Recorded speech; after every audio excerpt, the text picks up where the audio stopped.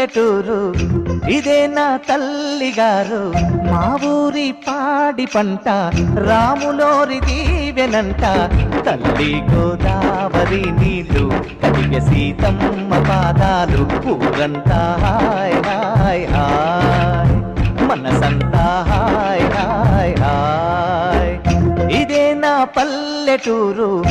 ఇదే నా తల్లిగారు మా ఊరి పాడి పంట రాములోరి దీవెనంట.